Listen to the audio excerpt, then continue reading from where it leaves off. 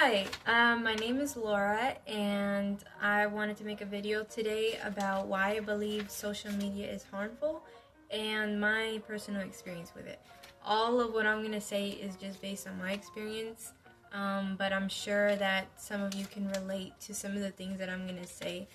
I haven't had social media for 3 years now. I believe I deleted it when I was like 17. I used to have TikTok, Snapchat, Instagram, but very sporadically. I That's all I can remember for right now. Not to say that I haven't re-downloaded some of these things, especially TikTok, from time to time, maybe a week span or so, or 2 week span, something like that. But I re-deleted it because I was like, oh gosh, I'm feeling like that empty feeling again, like superficiality of it, you know? So with my experience, I noticed that I seeked a lot of validation. I would look at these videos. I remember looking at these videos on TikTok, and I would see these girls, and I would always compare myself to how they looked and how I looked. I would compare myself a lot, especially with my insecurities. I would look through their videos and I would want to be them, and I wouldn't want to be myself. I would want to be them, and I felt like the more that I looked at their videos, that was somehow going to make me feel better. So I spent a lot of time doing that, and I would make videos myself, and I felt like I was fighting for validation against millions of people, and I was just wanting to be seen, wanting some sort of attention, like trying to make myself look attractive, you know, by putting some makeup and like being in certain positions and hiding certain features, just so that I could be validated, so that I knew that I was maybe as good as them. That was really unhealthy because I wouldn't be able to stop thinking about it. Definitely my appearance. I would be with friends at the time. It would still go through my mind, and I found myself asking them so much, like, am I pretty enough? Am I good enough? How does this girl look? I would just scroll and look at different people and think about how their lives must be like, and if I was just as pretty as them, then I would have so many opportunities that they have. Another thing is I would spend so many hours on social media, going into the social media and looking to see if anybody messaged me, and then meanwhile they message me, playing a video game or something, or scrolling through like other posts. And while I was doing that, I was kind of like distracting myself. So then whenever they even answered, I was still thinking about the things that I did before, so I couldn't really be present in that interaction. It took a lot of hours of my day, and I think I spent like 8 or 10 hours a day on that stuff. It was just, I wouldn't do anything, I wouldn't say productive. I couldn't focus at school because I was constantly thinking about it. I would always think about the next post that I would do, or what a person was doing or how their life was. I didn't really want to interact with people, especially genuinely interact with people. I was on social media for so long, and it's like I was part of that competition with all these other people. So I wanted to put myself out there, and so that took away the ability to really connect with the people around me because I was so focused on that. I feel like it ruined a lot of the friendships that I could have had, because I would always tell them to make videos with me, and I would always make videos. And I also didn't want to spend time with my mom as much. I regret that time because I didn't get involved with anything that would have been good for me at the time, like good hobbies to get into in school or whatever. I felt uninterested in what people would tell me because I was already getting all this people information from the social media. So real life conversations were slow. Real life conversations were less interesting to me. It was easier to do like quick and validating things than be in a conversation that was lasting longer.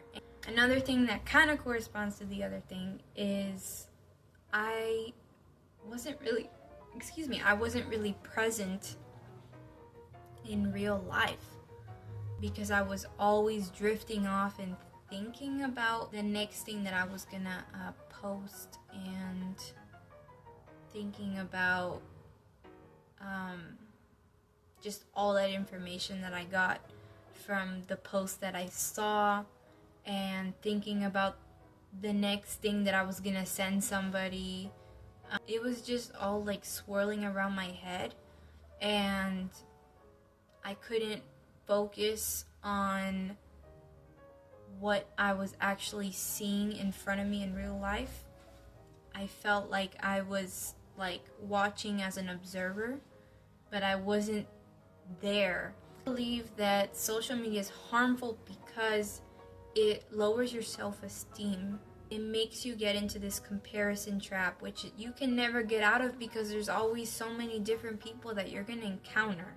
There's going to be people that have completely different lives. But the thing about that I've learned is that everybody is given certain challenges in different ways according to what their purpose in life is. Because I believe in God, so I believe that we all have a purpose.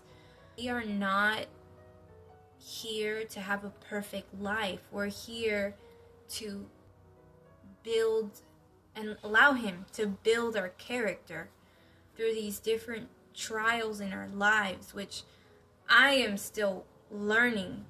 But the ultimate goal is to be refined and allow Him to work through us, and so that we can also help other people too, and share with others, and gather all that information that we have learned and give it to others. Another thing is that there is information overload. You got all this information. Your brain has to process all that information, and it can only process so much. It corresponds to the fact that it hinders you from doing other things because you're so overwhelmed by all the information that you're gathering that you can't do other things as present as you could be. The algorithm trap. So it's a cycle. It's a slot machine because they're giving you ads and things about what you want to see. It adjusts to that. Whenever you're seeing whatever you want to see constantly, it's hard to get off of it.